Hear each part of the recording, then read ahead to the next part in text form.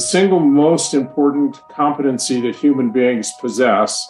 And it really has not gotten the kind of attention that we both believed was really, this is the center stage of who we are as human beings. And that is the business of making decisions, decision making. So we joined together and we wrote this book. It was called Wise Decisions, a science-based approach to making better choices. Today, I have two absolutely incredible legends in their fields, a man and a woman. So that really excites me. And since I know you are going to absolutely love this episode because these guests are going to absolutely crush it, make sure you like, comment, share, and subscribe to this podcast. Now, I really cannot introduce these people better than their information and their bio speaks for themselves. So I am just going to let you know that our guest today, one is a former professional athlete, a tennis player, and one is an absolute legend in the human performance arena. So without further ado, let me introduce you to Dr. Shelia Walker and Dr. Jim Loehr. Thank you so much for coming on today's podcast. We are so grateful to be here, Patty. Thank you for the lovely Thank you, Patty Ann. It's great to be with you, and I hope we can do something that really excites your audience. Great. Thank you so much. I know we will. So here's my question to you, and I'll throw these questions out to both of you. You can fight over who goes first.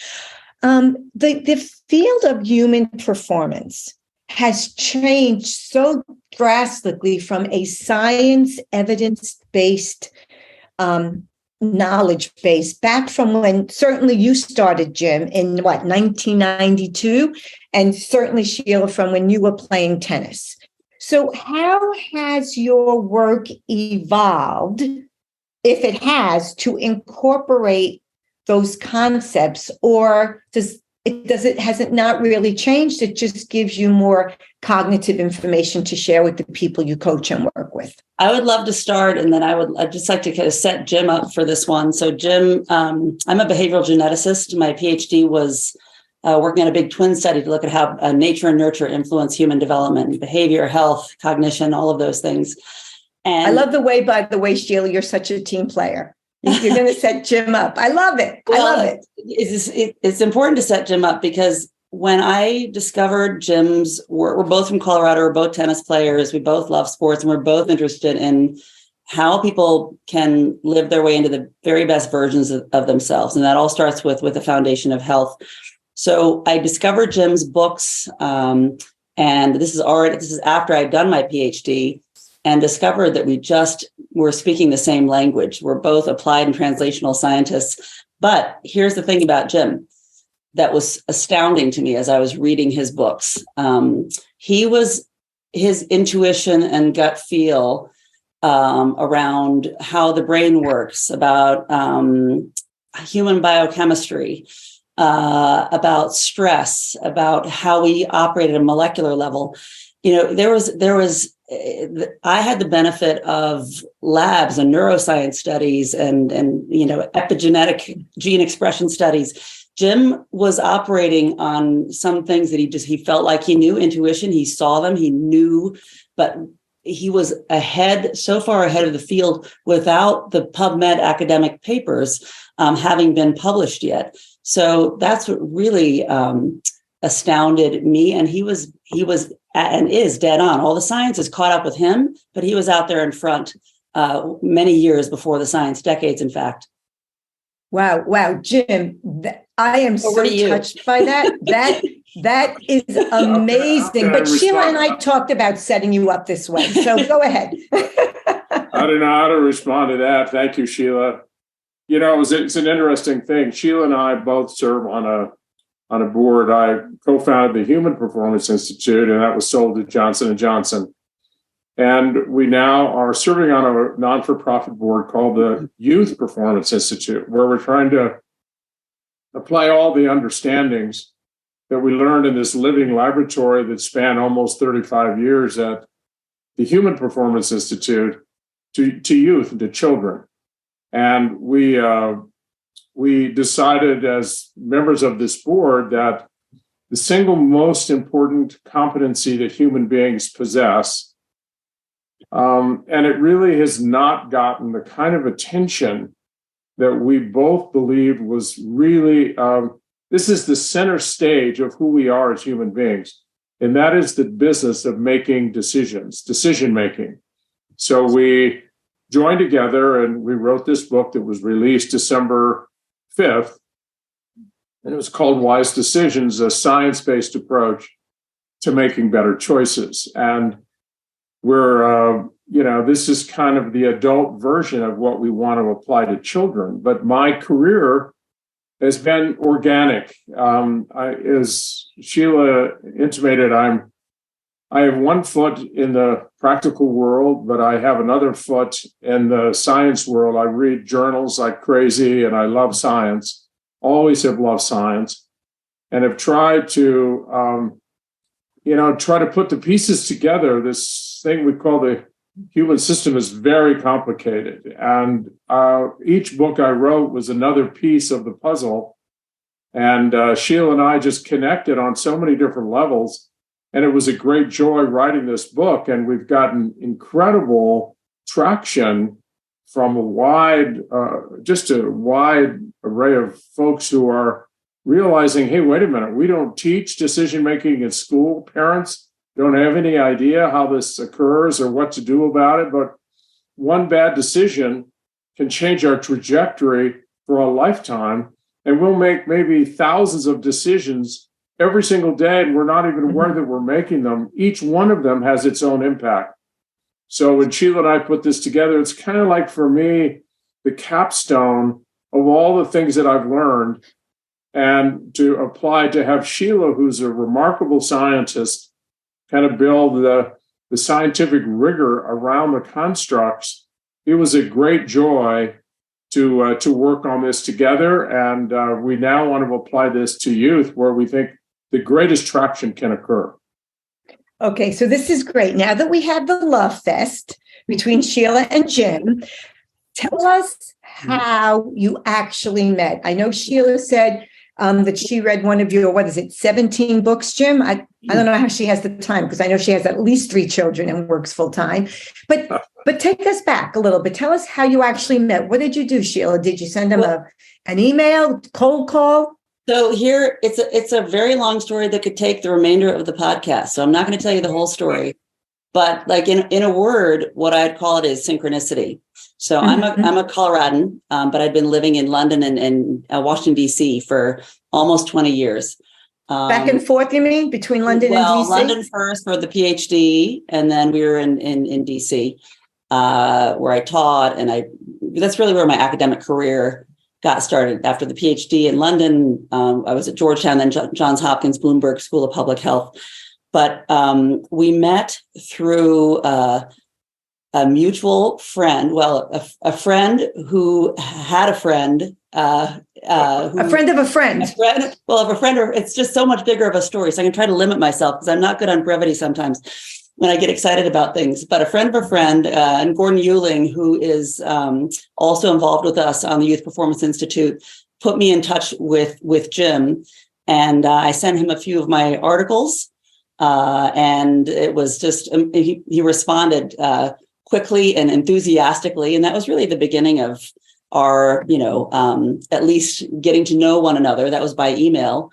And then we set up a call to talk in, it was January of 2021.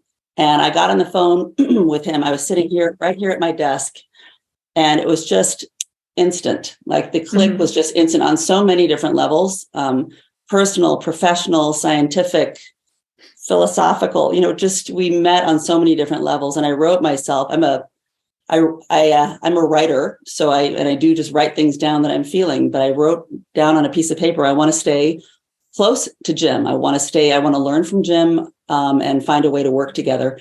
And so that's essentially what's happened. It really began as a series of conversations around sports, health, science. We'd start sending each other papers, academic papers. I'm a book nerd. I think I maybe snowed Jim under with books.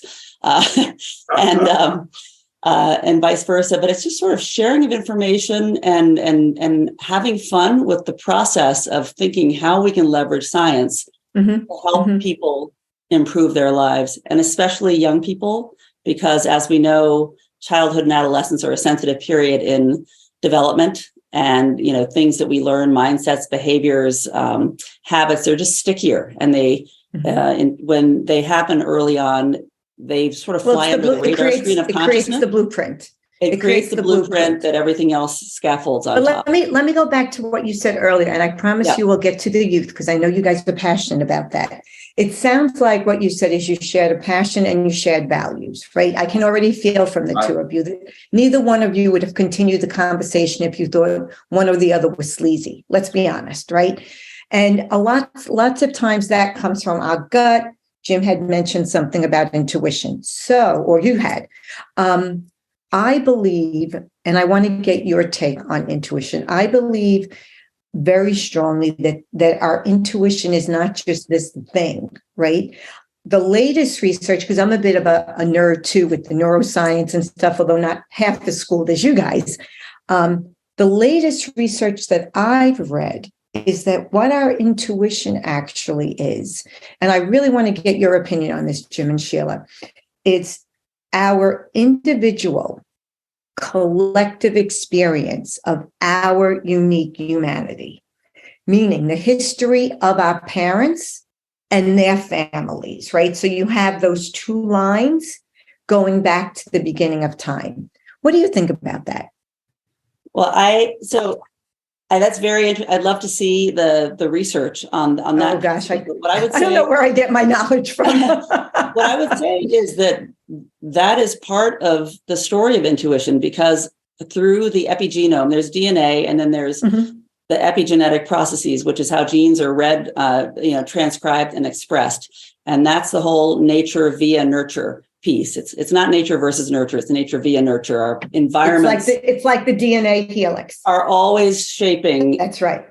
Our DNA, the expression of our genes, which is really where biochemically where the rubber hits the road. And so we do carry our histories in our epigenome, because these are changes that take place over time based on experience.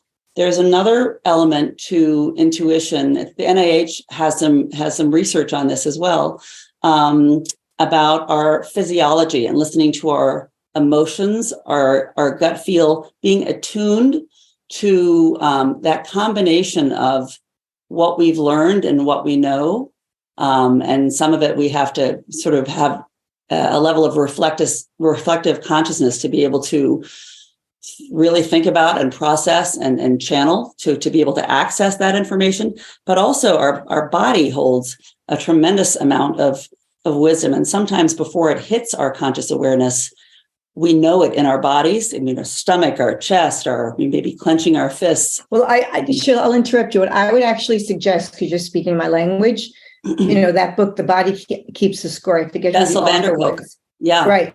But our body actually remembers and cannot deny, avoid, or ignore what we cognitively are not dealing with. That is correct. And the latest research is actually, it used to be, chicken or the egg, think or feel. Well, we now know it's feel. Yeah. So it's the emotion. So it's to your point.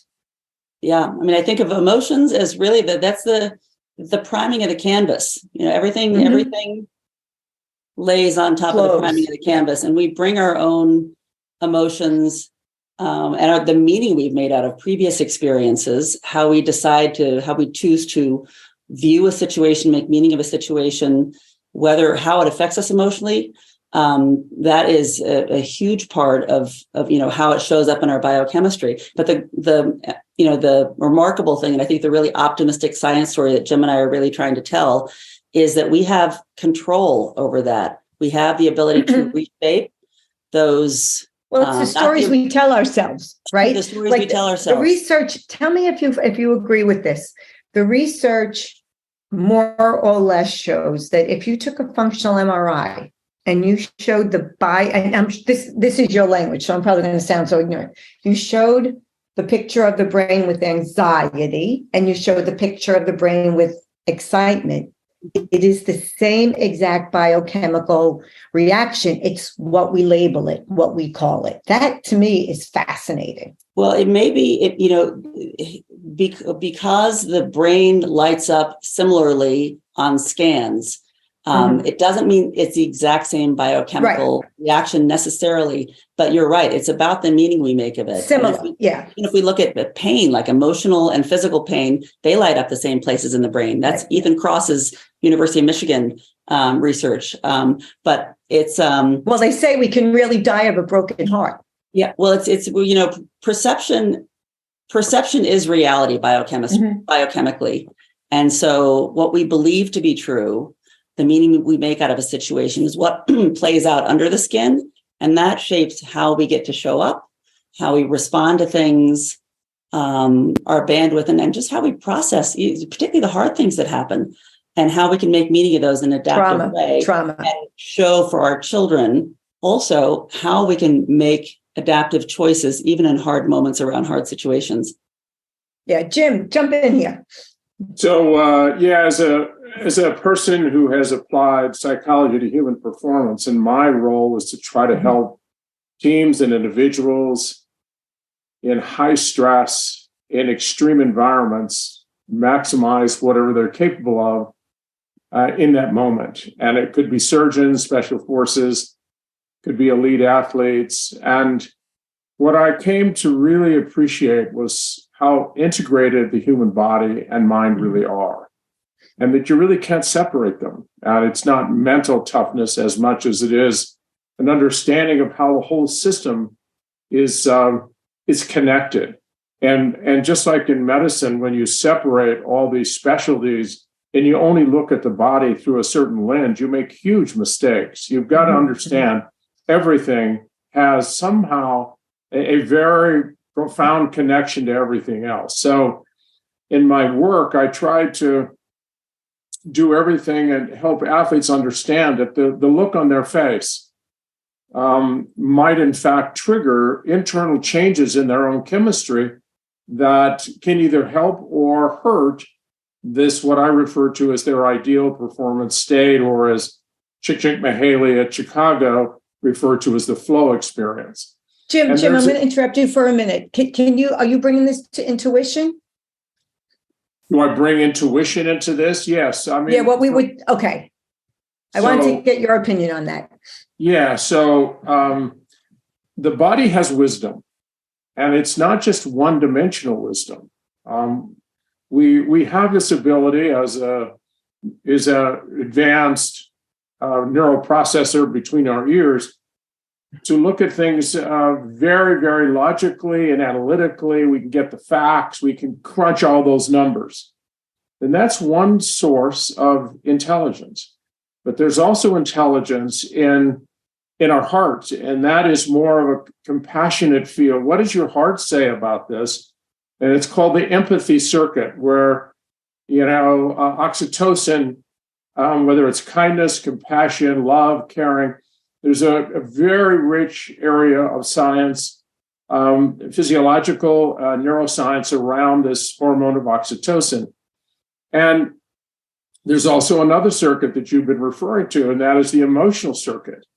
And this is really the subcortical area. This probably has more wisdom because of our long history with developing this part of man's intelligence. This is a different kind of intelligence. And so I want to know, what is the person expressing with their body, and what are they feeling? And can they, in fact, describe accurately those differentiators between excitement and nervousness? And the more you can, as Mark has in his book, Permission to Feel, Mark Brackett, when we label emotions, it brings a clarity in terms of what's going on inside. There's a unique chemistry, a unique signature in the physiology that reflects those underlying emotions that bubble up in the form of feelings. And then there is this intuitive sense that you refer to, that there's a wisdom in the gut. What we've found, however, is that the gut is not always right. that it's the amalgamation of all these sources of intelligence brought to this moment of really understanding, and we're really looking at it through the lens of decision making. We want to look at all those assets, all those sources of intelligence, and bring our best to the forefront, and not just make it logically, just make it on the basis of feeling in the moment, basis on your gut feel, or kind of your compassionate moment here. You need to integrate all of those. And so that's how Sheila and I got together, because we're kind of on the same channel there. And I've really appreciated all the work that she's done as a scientist, because it's the same work I've done and try to follow the same research. I love that. I love that. So a couple of things. When you talk about oxytocin, I always say it wrong. I always think about Stephen Kotler's work on The Art of Impossible, right? For high performing athletes. And as someone that's a relationship expert, I bring all that to coaching and consulting. He talks about what you just said, that, that people that are given a hard task, a stressful task, are more likely to succeed in it when they have positive relationships around them, saying, you can do it, you can do it. And when you hear it, it makes such common sense, but it's interesting. We don't quite think of it. We think about the skill more than the support. And what you said earlier is so true. And I always think about the concept. I have a background in medicine as well. And, there's an expression, the body has no fences. So, we've really done ourselves in a way a disservice by compartmentalizing so rigidly the science and knowledge. I can't agree with you more. It's 100% true. Right. And, we can do, so much more than we think we can. And I always love to talk about the Navy SEALs, because, the SEALs, what they say in SEAL training, as you know, is, we're not asking you to do anything that's impossible. It just might be really, really, really, really difficult. And tell me how you feel about this for someone that works in human performance, right, on all levels. I feel, and this will go to decision making, so you'll like this. I feel we are in the midst of epic parenting failure. And part of it is, I think, that we are not teaching our children to fail. We are not allowing our children to fail. We are not allowing them to make their own decisions. There's so much involved with that. And I feel part of that is we are so disconnected, and there's many reasons for it, but we are so disconnected from the most important relationship in our life, and that is with ourselves. Mm-hmm. So how do you work with that? I'm happy to jump in on that one. Okay. So you're not the first to talk about the epic parenting failure.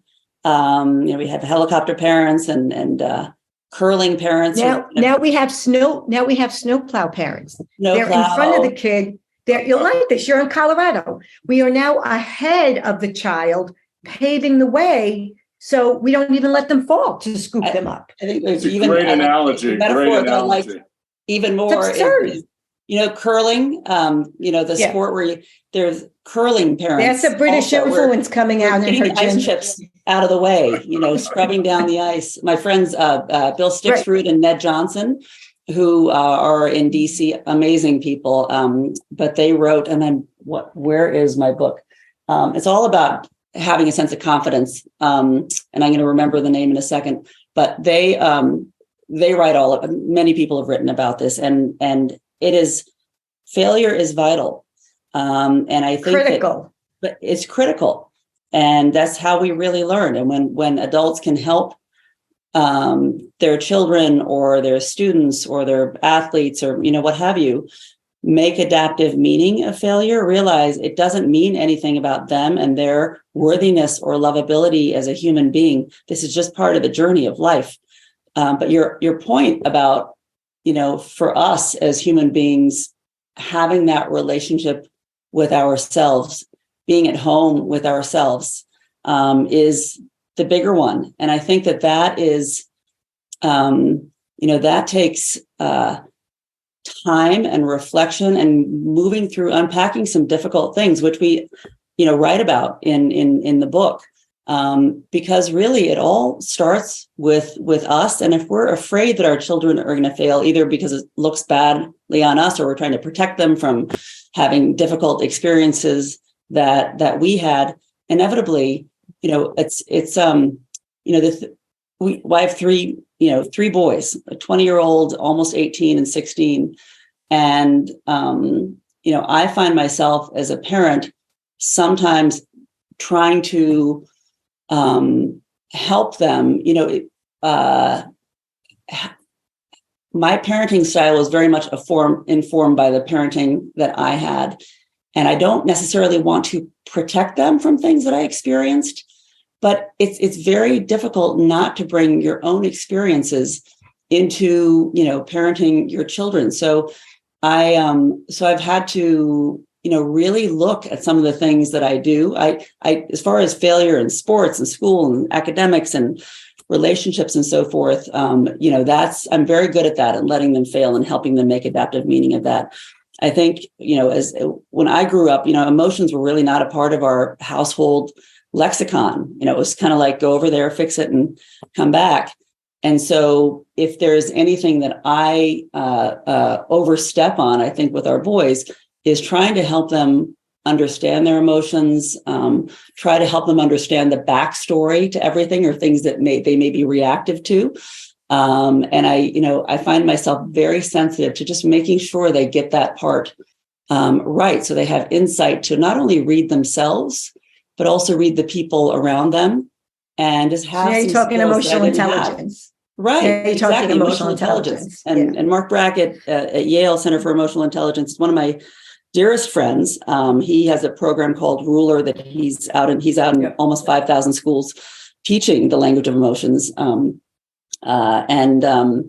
This is vital, but my point is, it's taken me unpacking my stuff and a lot of work and self-reflection and writing and looking in the mirror to realize, even though I feel like I'm doing my very, very best, sometimes my very best is too much, and I got to back off and just be quiet and listen and sit down and be present. And I think that is really, as parents, the best gift that we can give our children is the gift of full presence and really trying to listen and understand what might be happening for them. Well, I agree 1,000%. Yeah, active listening. Go ahead, Jim.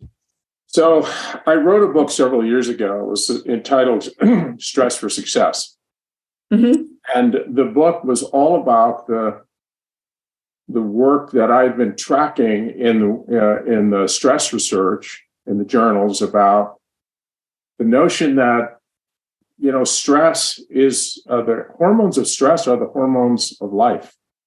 And if you take stress out of a person's life, you lose functional capacity almost immediately. So you put an arm on a cast that would try to repair a broken bone of some kind, but all the muscles that are being protected, all the tendons and everything begin to atrophy the moment you put the cast on. Right. So this notion that we all, as parents, we want our children to be protected. We want them to have a great life. And we make this connection that a great life is stress-free. And that we all dream that someday we'll get out of the reach of old man stress, we can retire, and we can sit on the front porch sipping martini and watch all the crazies go by who are chasing stress. And the fact is that is a terrible misunderstanding and myth. The idea is if I surround you with marshmallows and pillows because I want you to be happy, it won't be long before the only thing that you can handle are marshmallows and pillows. And eventually the pillows won't be soft enough and the marshmallows will not be sweet enough. Mm-hmm. That stress exposure is the stimulus for all growth. And growth occurs during recovery. So stress and recovery is this balance that has to be made. So even though parents, they look at their children and they're really concerned that they're under so much stress They just want to protect them from stress. They don't want them under more stress because they think they're just going to come apart. And so you get the snowplow parent who tries to do everything. They're now beginning to believe the parent that the good parenting is removing all the obstacles, allowing the child to thrive without any obstacles. And then one day, the child's on their own and they realize, I don't have nearly the capacity. They end up back at home because they don't really have the confidence built from, having to struggle and to really work hard to get where they want to go. So there's a really important, and you've really referenced it, Patty Ann, and it's a tragic misunderstanding, but it's a misunderstanding parents can get to very easily because they just want their kids to be happy and they want to get stress out of the way. But it's the classic example. It's the classic example of the road to hell was paved with good intentions. Well, that's it, right? That's right. That's exactly. But I'm sorry, Jim. Go ahead. Yeah, I wanted Jim. I interrupted you. So no, I was just going to say that the more we understand that every decision in life has a consequence, and we want kids to understand there are consequences for every decision you make, and that we want you to become more cognizant of the fact that everything has some kind of outcome associated with it. Now, even if it's almost looks like a very, just benign little, you decided to stay up late and watch a movie, or you decided to eat a lot of sugary foods and you didn't have breakfast before your test. We're trying to help people understand that we want you to understand that stress is actually necessary for you to grow as a person, and you can handle it as long as you get enough recovery. And recovery time is something most people think is wasted time. But if we do it in the right way, stress and recovery, this balance is what creates strong kids. If we get too much recovery, we're in trouble. We get weak kids, too many marshmallows, too many pillows. If we have too much stress without recovery, they crash and burn and they blame old man stress. But it really wasn't old man stress that was the culprit. It was chronic stress unabated by really solid recovery that allowed healing and restoration and growth to occur. So it's a very interesting dynamic that we're involved with, and parents got to get it right, because if they're on either extreme, the young person is going to really suffer. Yeah, and it's interesting. And Sheila, you're in the midst of it now with the ages of your children, but for many parents, the first time their parents can't come to their rescue is when they don't get into the college of their choice. Oh, and you have this meltdown. You would swear it's the end of the universe.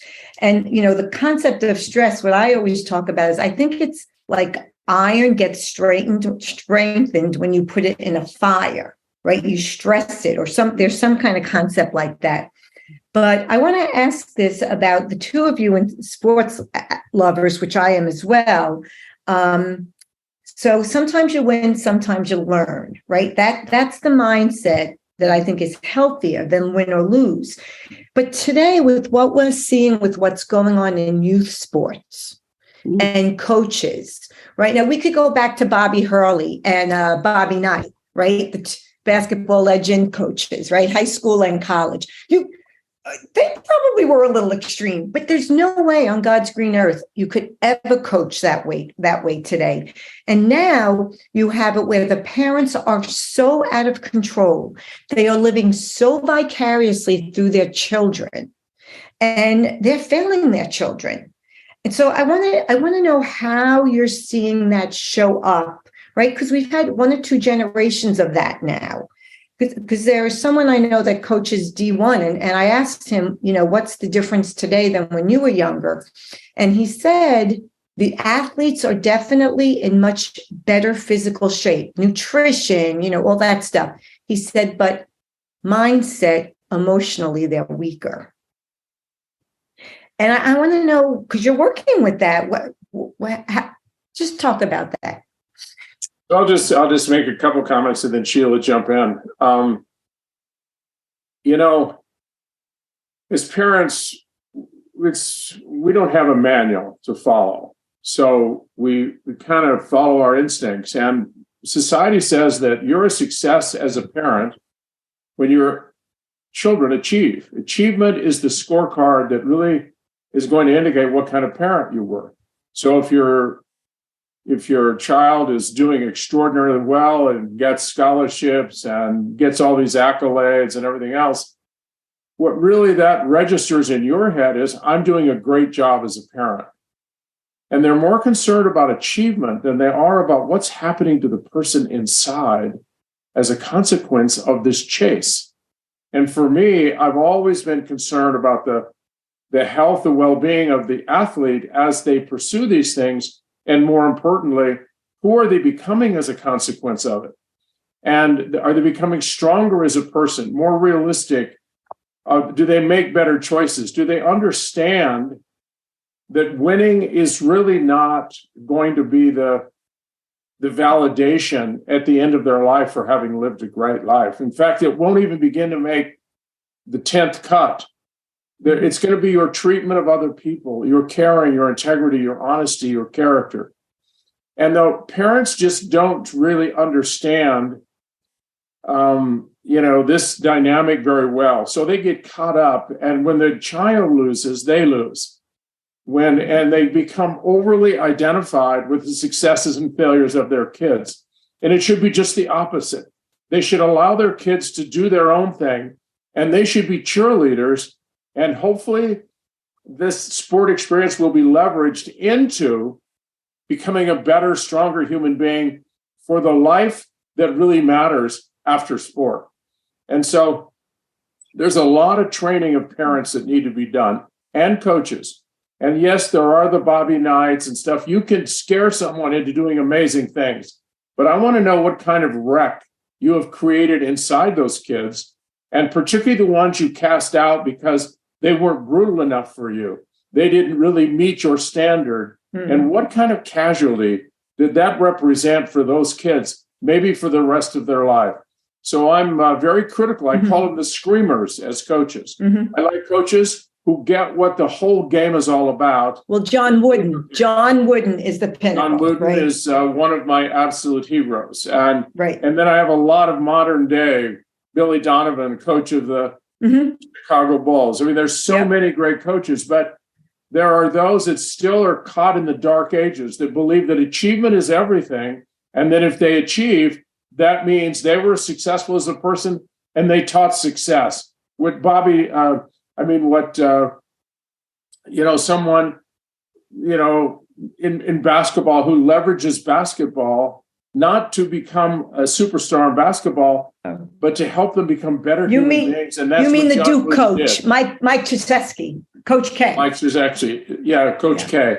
And it's really important for parents at all levels to get this, and most importantly, at the beginning of this sport experience. And Sheila has a whole bunch of experiences around this with her kids and with the research that she's involved in at the University of Denver. Very exciting.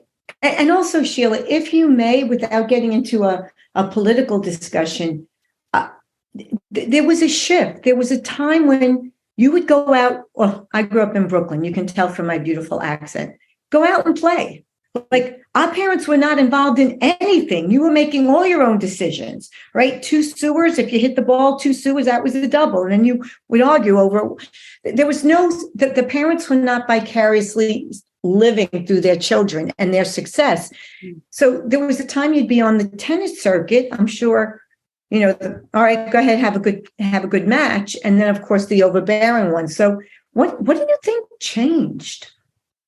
A lot of things changed. And this is actually exactly my area of focus. My big purpose for the next, couple of decades out is bringing developmental science into youth sports around coach education and creating coaches who understand something about how children develop, grow, and learn, and activating sport as the developmental context that has the capacity. As a tool, just a tool. Yeah. It just is, it's so much. It's preventative health. It's those skills that matter most across life. You look at all the research. And the central, and I'll get to your question, but the central element is fun. Like, kids having fun Fun. And so Amanda Visick at GW, Milken School of Public Health, and her team, they're the fun researchers in the field. And they've really taken, done several studies in several sports to look at what constitutes fun. They're doing a study with the USTA right now, but it's not what you'd think. It's not everybody getting a trophy. It's not, it's not tchotchkes. It's not swag. It's really working hard.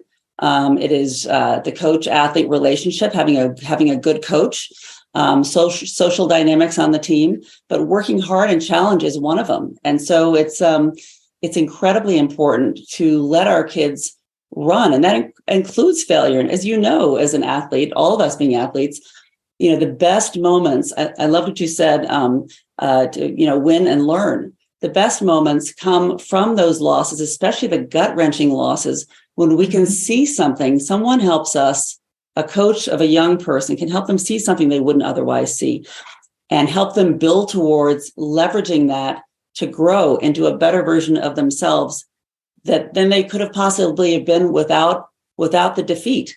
So, and this is not on the court, on the field. This is life. This is life over and over and over and over again. And when coaches and parents can let our children have the freedom and space and agency to go out and pursue, to pursue the things that they love, but also let them fall down and skin their knees. It's the blessing of the skin knee. I'm sure you've read that book. That's really that's what builds character. That's what builds sustenance and resilience. And in the absence of having adults who can help children make meaning of it and believe in themselves and help them understand, it's not failure, it's feedback. That's a wonderful Billie Jean King quote. Those are the things that settle into the kind of epigenetic wiring. They get uploaded into, we call it your own decision advisor in the book, Yoda, this inner voice that we have the capacity to make the kinds of choices about how we perceive the world around us so that we can act rather than react. I love that. So I have to ask you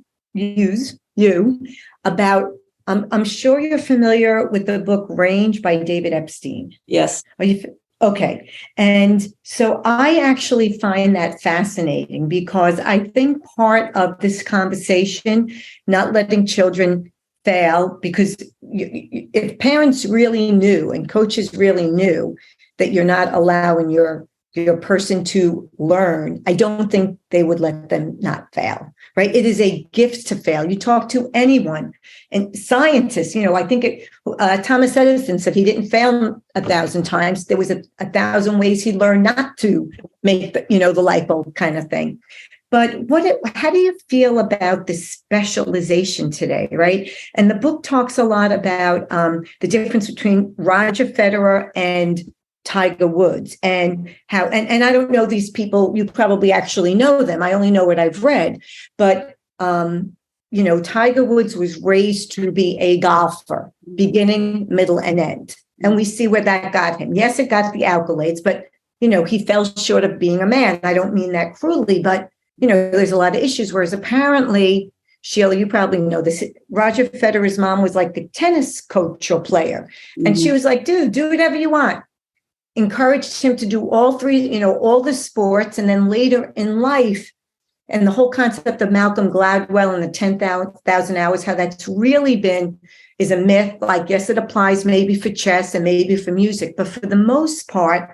So how do you feel this hyper focus on specialization at such a young age is playing into the inability to make decisions at the corporate level and also in every area of life?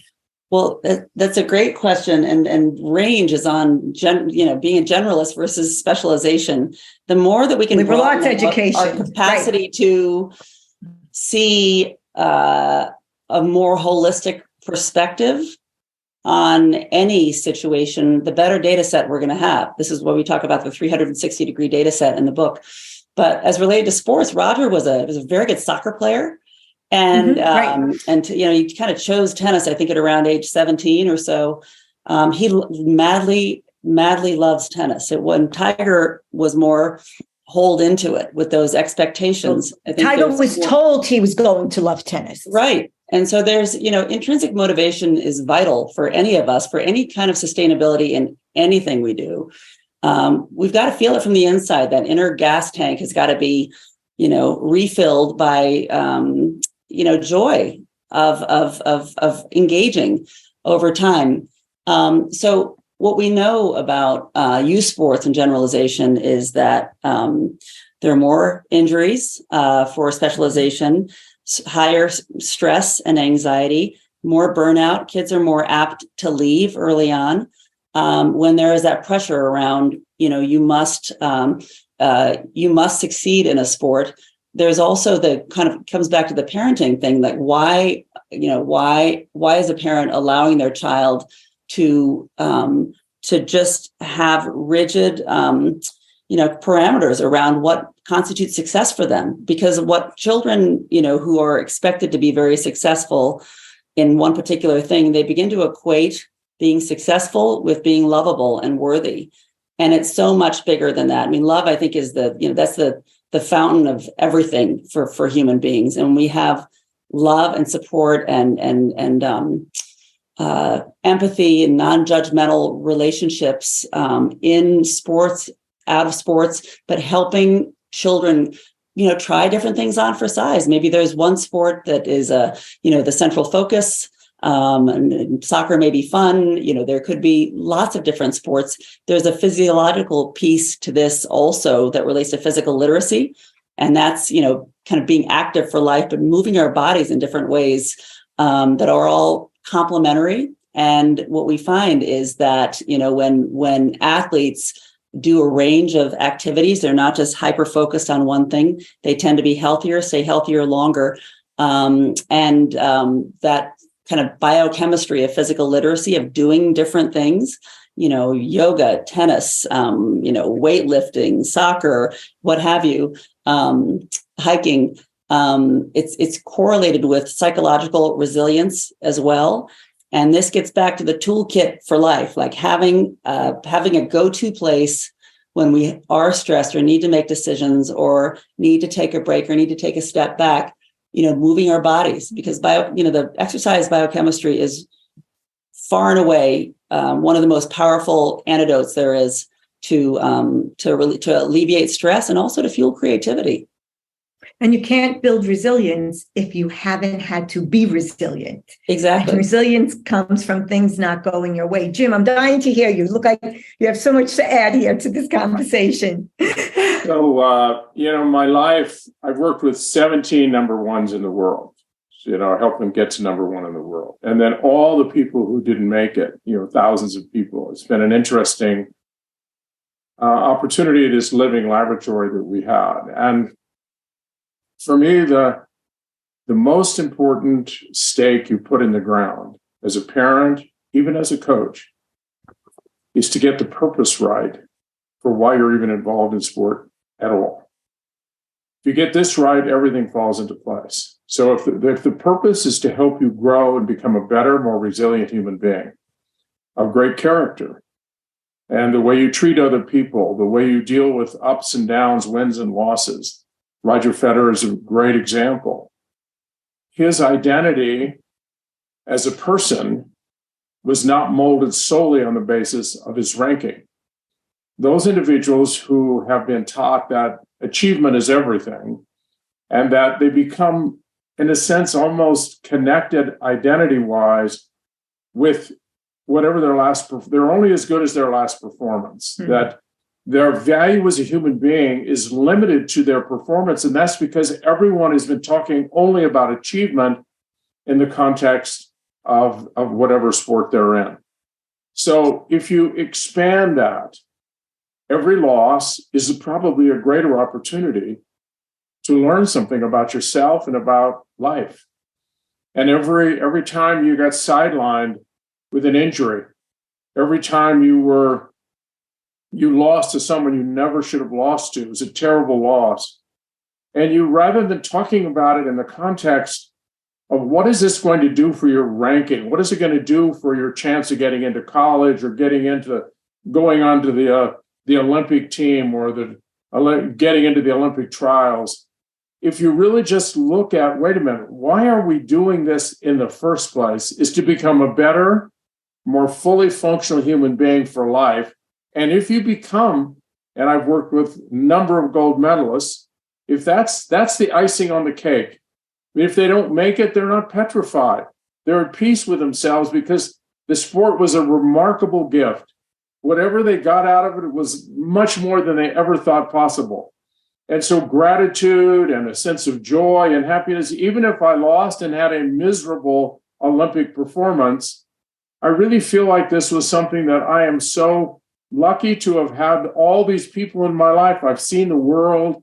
And even as a young developing tennis player or soccer player, look at all the people you've come to meet, all that you've learned about this sport that connects to the bigger game of life. And if you get the purpose right, everything falls into place. And that's where parents get it wrong.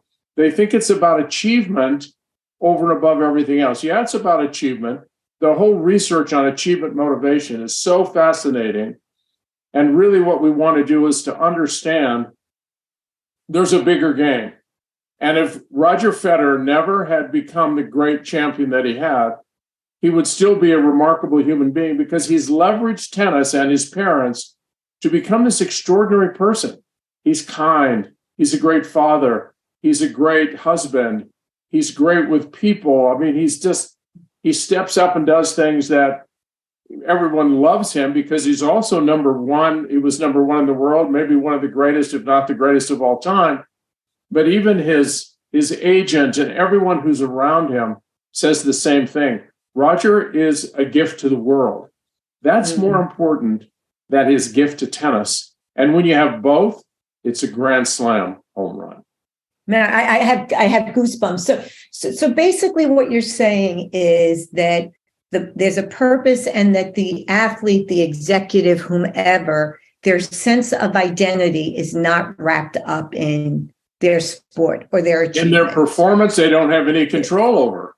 Only in those things they can control over, and they want to grow. Every single event they have is an opportunity to get better, to grow, whether it's a win or a loss or a frustration, whatever. Let's learn from it and keep moving until your last breath. It's all about improving, learning, and following the things that really ignite you and give you passion. Okay, and so fun. This is great. And fun, right? The big F, fun, not the other one. Did I say that? Okay. We're all adults here. All right. So share with us. I honestly, I could talk to the two of you forever. You probably can't wait to get off. But share with us the process, the decision-making process, because I know it's tailored towards youth.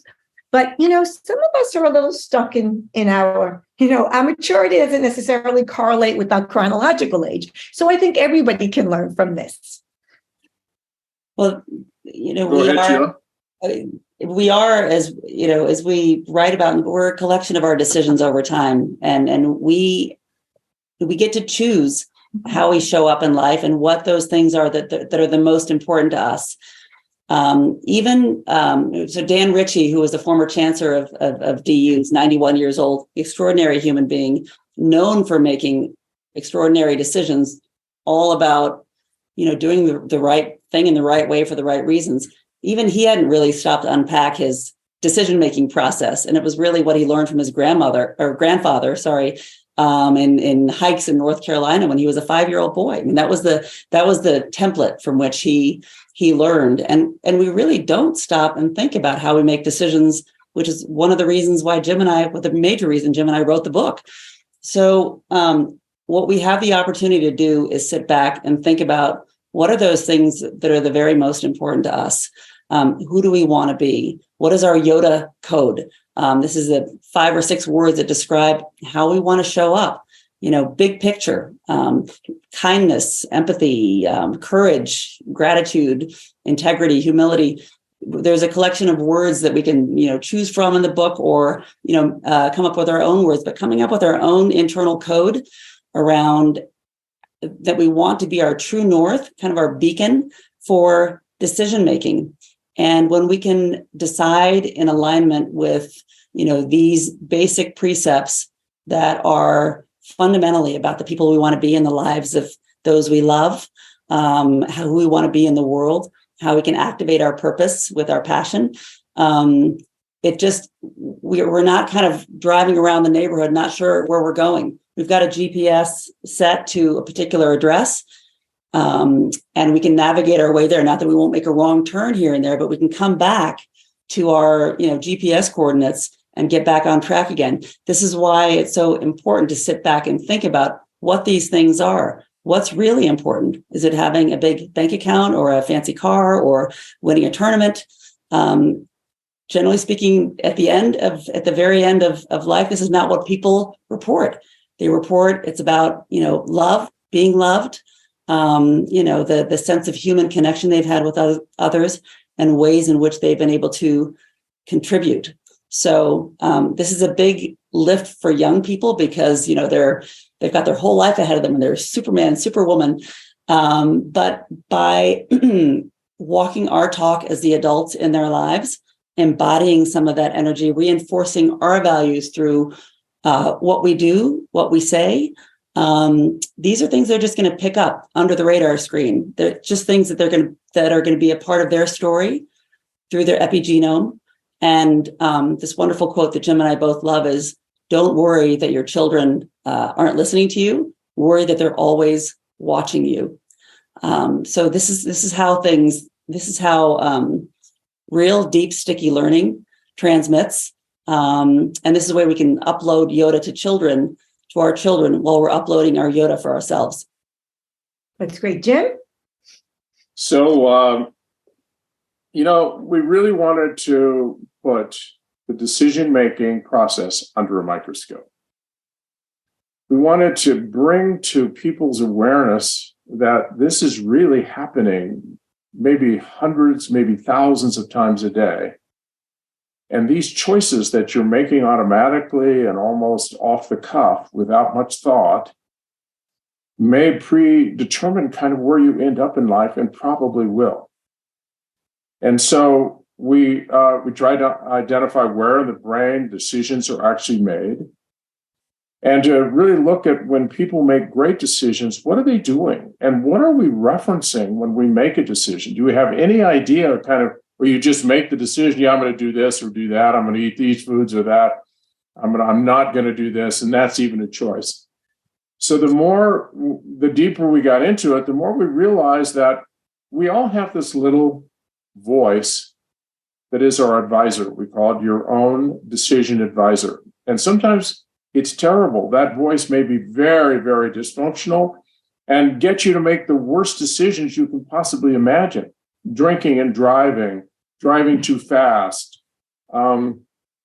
maybe, doing things that, you kind of know deep in your soul you shouldn't be doing, but you're making decisions to do that anyway. You haven't really thought it out very carefully. So we want people to understand that we need to reference the right things. And so Yoda needs to be informed of those things that will enable them to do some deep dives into wisdom so that these decisions are actually going to withstand the test of time. So the more that we looked at what are those assets that should be uploaded into Yoda so that Yoda actually is a better advisor, really more in tune with what it is you really want. And as Sheila said, the navigational coordinates that are going to get you to go what you believe is true north for you.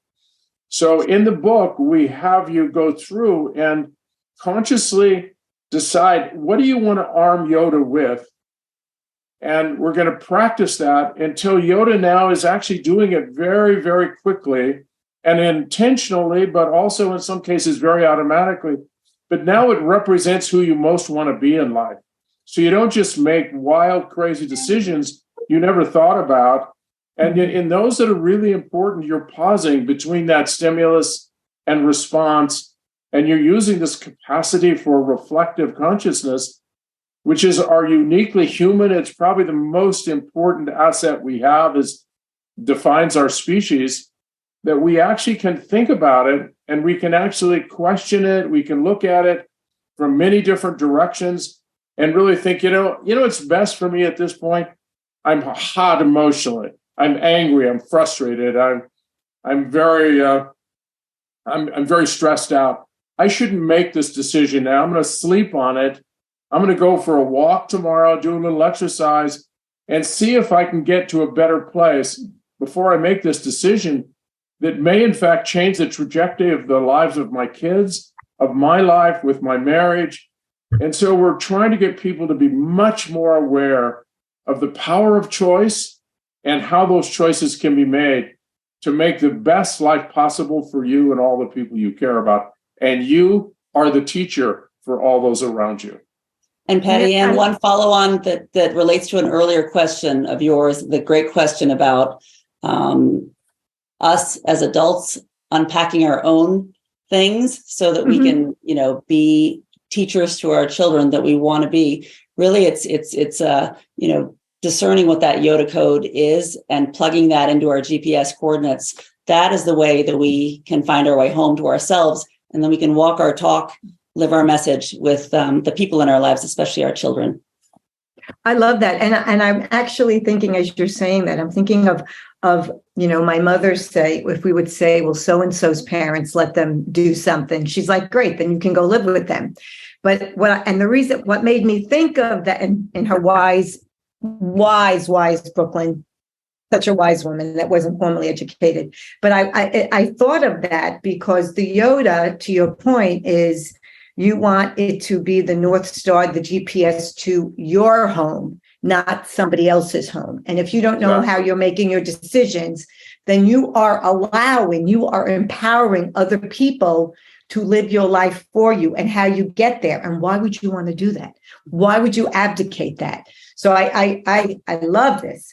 Okay, so I really could go on forever, but I have two more questions, and I'm going to share. I think I'm going to ask Jim this question. I have a different one for Sheila. So Jim, what is the one song in your life that you can't live without? One song? One song. One song. Oh my gosh. It's the universal language, music. Well, I love Tina Turner's "Simply the Best." I love that. Simply the best. Yeah. Don't give up my day job. Clearly, I like it. I'm not good. I used to create music videos for Andre Agassi and for a lot of these players, and we would superimpose their favorite music and have them watch that playing, with their very best tennis. And it was like, it put them into orbit. I mean, absolutely unbelievable. And the one song I play it all the time that, I don't know, speaks to me in ways that, Leonard Cohen with Hallelujah. There's something about the genius of the lyrics, the genius of the music. I'm always moved by that song, and I play it as much as I can because it moves me to a really very wonderful spot in my soul. And probably very high performing spot in your soul, if I may. Okay, Sheila, when I ask you this question, you will know why I couldn't ask it to Jim. For Jim, what is the last book you reread and why? Because Jim might have reread one of his 17 books, so I wasn't going to ask Jim that question. I have just reread Ryan Holiday's "The Obstacle is the Way." He writes about the Stoics and this wisdom that has been with us, for centuries. And that intuition. That's where that intuition comes and it's from. Like your grandmother also, right? I mean, your mother, just this wisdom. It's not formally educated. It's really, it's picking things up along the way, making sense, meaning making, and then directing towards those things that are really important. So there's a lot of alignment between our book and what Ryan Holiday writes about, but it's grounding for me to realize that these things that we now have all this really cool neuroscience on and so forth, these are basic precepts that have been with us since the beginning of time. Stood the test of time. It's a classic, right? I mean, with Alex, the way I would love to know your thoughts on another, maybe part two on, how Alexander the Great, before 30 years old, made those incredible military decisions where he conquered the world before 30. Today, our kids can't even leave home and do their laundry, but they will now when they get their book. So unabashedly, tell people how they can get their book, how they can learn more about you. Go ahead, make the plug. Well, both Sheila and I are very available on LinkedIn, and the book is available everywhere. I tried to link in with you. I couldn't find you guys. All right, I better go check. We're all over LinkedIn. All of our videos and everything, podcasts and everything else are there. We also have our own websites. Mine is Jim-Loehr, Loehr.com, and you can get me there. And we're trying to get as many people to become aware of the decision-making process. We really want to help kids. It's a big miss, we believe, where people have not really gotten into this space of decision making. Parents don't know how to teach their kids. Kids don't really get it in school. They don't get it in elementary school, junior high, high school. They don't teach it in colleges. They don't teach it in graduate schools, and they don't teach it in corporate seminars, corporate universities. So, to any great extent. So we're hoping that we can fill a void and make a difference in people's lives when it comes to choice. Thank you. Sheila? And my website, I'm on LinkedIn as well, but my website is SheilaOhlssonWalker.com. And that's SheilaOhlssonWalker.com. And you'll see some of my writings on youth sports and developmental science there as well. But we're just so grateful to spend time with you. It's been a lot of fun, Patty Ann. You're a great interviewer. And we hope we've been able to add some value for your listeners. Thank you. Honestly, I would love to have you guys back. I'm not joking. But where can they get your book? Besides Amazon, right? Barnes and Noble, independent booksellers. Everywhere. On our websites, there are links to all of these. So okay. Thank you. This was incredible. I am so grateful. I'm grateful for you to share your wisdom with the audience. And I'm grateful for the work that you do, because I really believe you are changing the world one decision at a time. And I'm saying that from my heart. That totally not scripted, because I don't script anything if you can't tell by now. So thank you so much. Thank you, Patty Ann, for having us. And you conduct a great interview, and you're making a difference, obviously. So you do your homework, and thanks for all that you do for so many.